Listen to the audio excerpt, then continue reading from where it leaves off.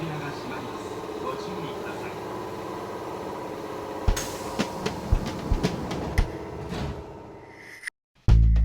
thanks for joining me. Today we're heading for Yokkaichi-city on the Pacific coast of central Japan, where we'll visit one of my favorite craft beer bars. The owner, who also has experience as a brewer, has agreed to let me interview him about the current state of the Japanese craft beer scene. I also plan to sample a few tasty brews while I'm there.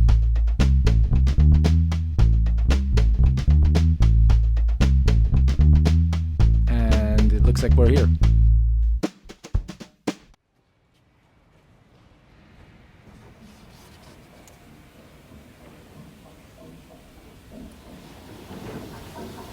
Hey Shin, how's it going, man?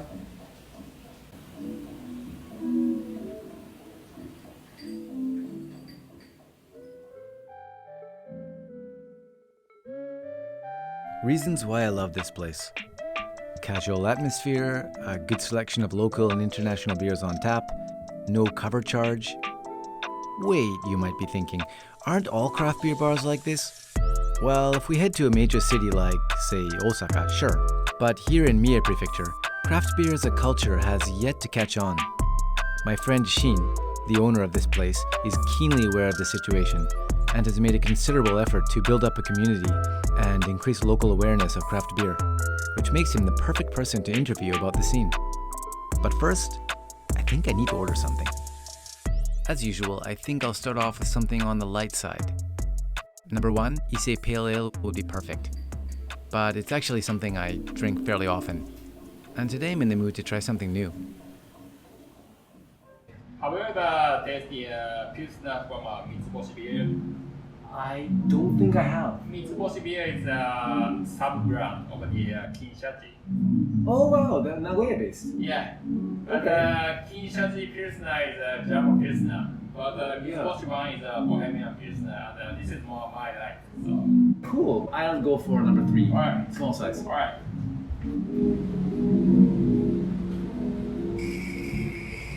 Alright. Here we go, buddy. Yes. Cheers, man.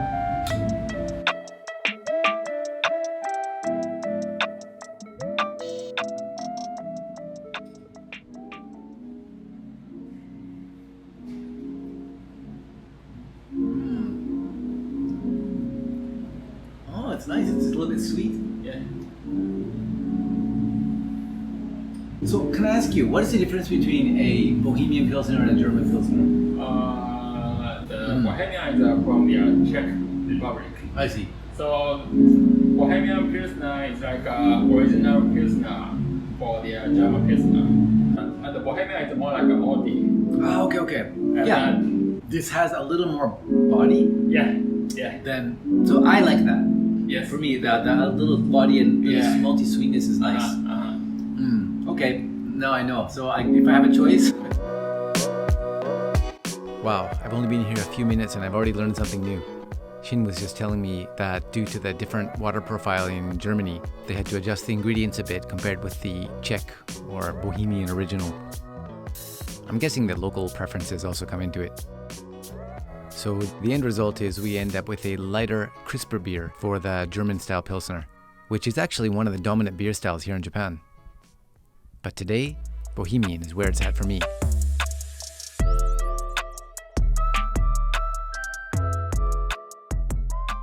So how did you get into craft beer in the first place? Was it a gradual kind of thing? You just gradually started to like beer a lot? Or did you have like one like, oh shit moment where you realized beer was really amazing? I had that kind of moment when I was around 20 years old. I was living in Australia, Sydney, and I shared with my roommate, and he's of course the Australian guy, and he is really the beer geek. And then he taught me everything about beers. And then we brew our beer together at our house. So it was totally different from anything for me.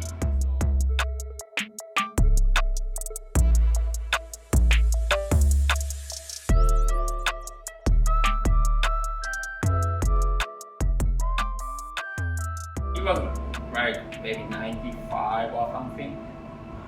So in Japan, there's no Jibiru there. Right. That was before the Jibiru thing. Yeah. Yeah. And then came back to Tokyo, and then some places started to, selling craft beer. But that was only my hobby, Yeah. Sometimes I brew my own beers at my house. And then I moved to Mie, then I got a job at the brewery in Mie. So I brewed the beer for the company, and also I opened this place. And now I quit the job at the company, so I just doing my bar right now. Yeah, cool.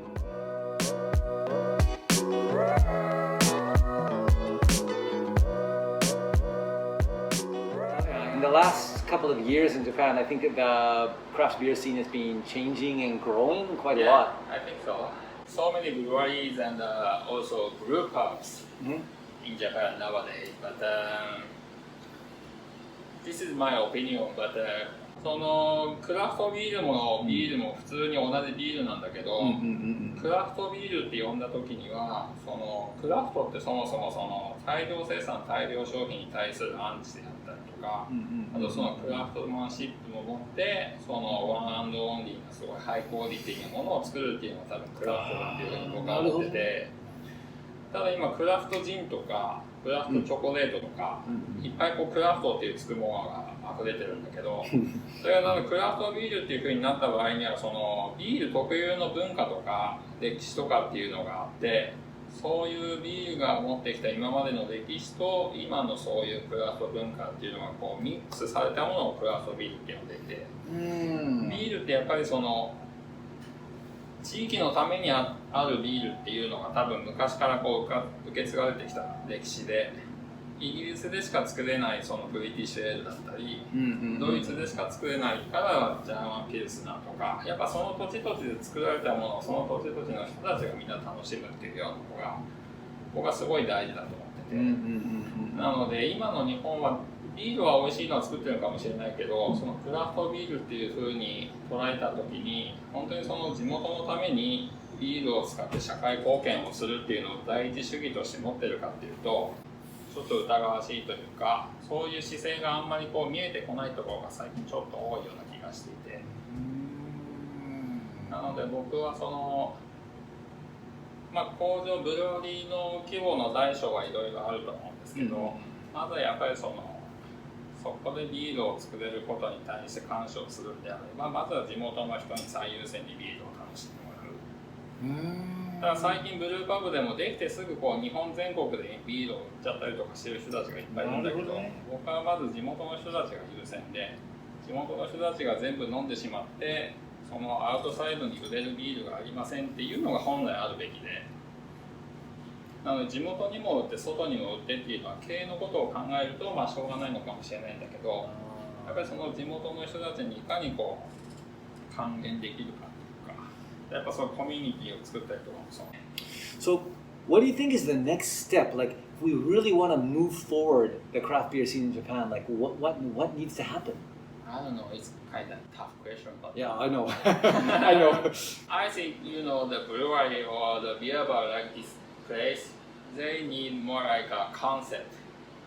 Why do you make this beer at this place, or why do you make this style of beer, and why do you wanna sell this kind of craft beers on this area? That kind of stuff. Okay. So I think we really need more like a consumer education. Consumer education. Yeah. What the beer is, and the commercial beer and craft beer is, looks and the taste is very similar, but for us, the culture is totally different. Yeah, true. So you think on the part of the brewers or bar owners, they should be focusing more on a specific niche? So it seems like you're saying like one of the problems is people who are brewing beer are trying to appeal to everyone. Like they're trying to copy what the big breweries are doing, right? yeah. But they should be focusing on a particular style or something, one thing to do really well, or that community? Yeah, but I think it's both. But you have to focus on your local first. Okay.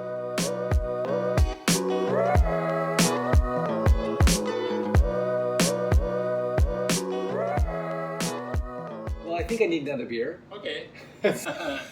Something I haven't had before. Mhm. Something that looks interesting but not too interesting. I think if I order number 10, I'll be drunk. Yeah. So number 11, so chocolate Dunkel. That's Yeah. by Koedo. Yes. I Um, collaborated with this one, Dandelion chocolate in San Francisco. oh, Valentine's Day. Yes. I got it. Yes. Today is February the 15th, the day after Valentine's Day. Okay. All right.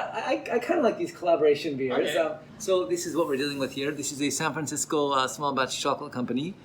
And they're collaborating with one of, is it Japan's original Yeah. craft brewery, Koedo? Is that the first one, right? Yeah.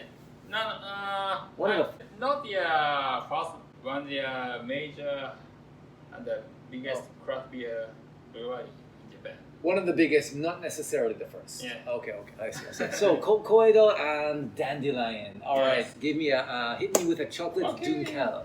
I'm definitely curious. That's the small size, right? Yeah. All right, good. Dig the Belgian glass to get the aroma going here.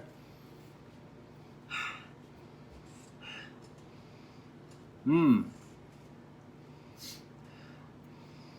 Well, actually, of course I get a little bit of chocolate notes, but Mhm.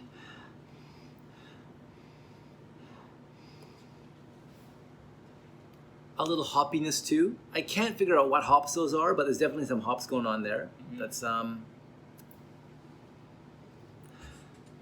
slightly citrusy kind of smell mixing with a sweet chocolatey smell. All right, could be interesting. All right, man. Well, come by. Cheers, man. Cheers.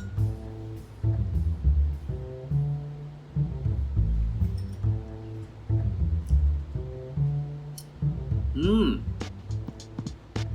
It's really smooth. Really? Yeah. It's chocolate, right? It is almost like chocolate, Uh-huh. but it's still beer, thankfully. Once I had collaboration again Valentine's Day, maybe 5 or 6 years ago.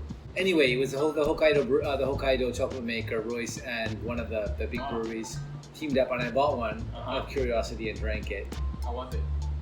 It was actually a bit hard to drink. Okay. The first sip was like, wow, that's a lot of flavor, and the second sip was like, I'm feeling a bit sick. Kinda too much? It was too much. Okay. This is not too much. Yeah. This is actually totally drinkable. Like, I think this is their second time collaboration with Dandelion. But the first one was, I think, that was a porter. And this one was with a Dunkel. it's not really heavy and really sweet. The bitterness, it just kind of balances out the sweetness nicely. Mm-hmm.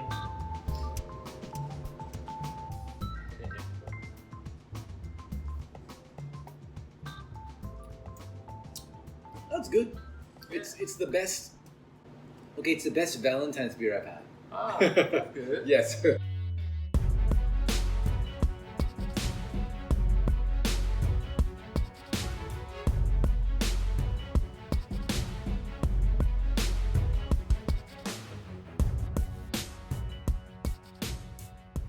Nice.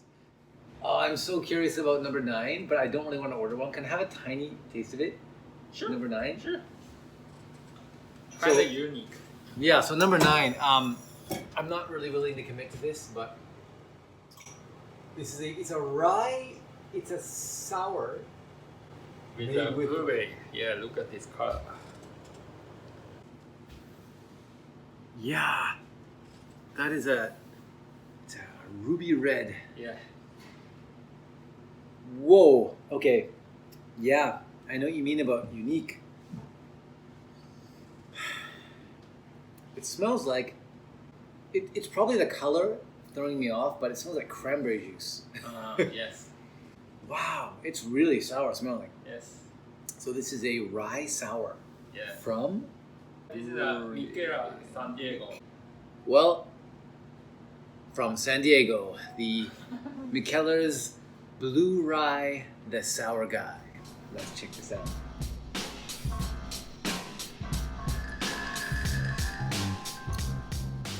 Wow. Is it beer?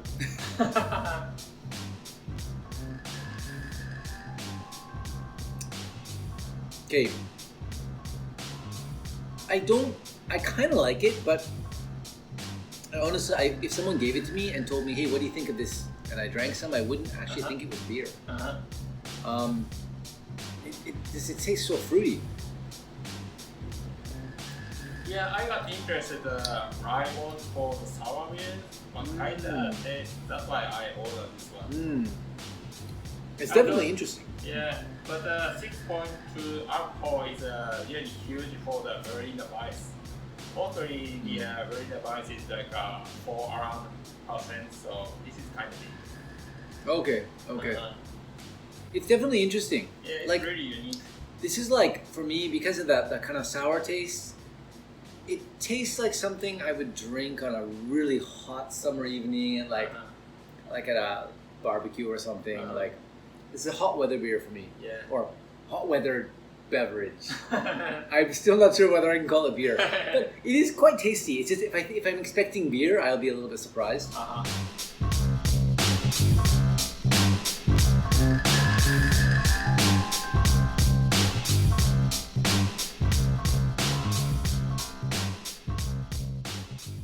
Okay, number 6, Okay. small size. Okay. Yeah, after the chocolate Dunkel and the very fruity sour beer, I think I want to finish off with something hoppy. Okay. All right. Here you go. Thank you. Thank you. Excellent. It looks like a pale ale. Look at that. Yeah. That's a nice pale ale color right there. Finishing off with an IPA. Smells like Cascade? Maybe one of them. Something like that. Yeah. Cascade or... it's got a slightly like skunky smell, like something I think I've used before in brewing. Anyway, it smells hoppy and delicious.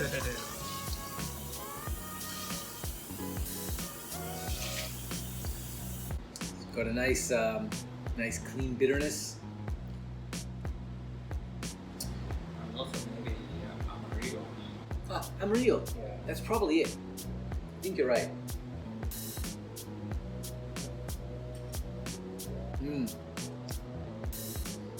It's quite light body, but the hops really come through. Yes. Good balance. Yeah, it's a nice beer to finish with.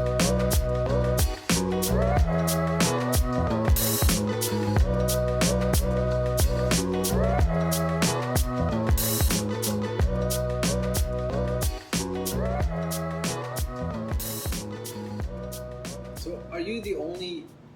Is this the only beer bar in Mie that's open from 3 p.m. on a Monday? Maybe. Because like when I first told you I was going to come up here, I thought that I was going to be asking a special favor for you opening early for me. But like you open at 3. Yeah. Good way to start off the week. Yeah, man. Thanks. It was fun. Good to see you. Thanks for coming. Some reflections on today's conversation. First of all, I was a little surprised by Shin's answer to my question about the Japanese craft beer scene. My own optimistic view was that the level of craftsmanship, like for most other products here, is generally quite high, and that things were going in a good direction, at least in more urban areas.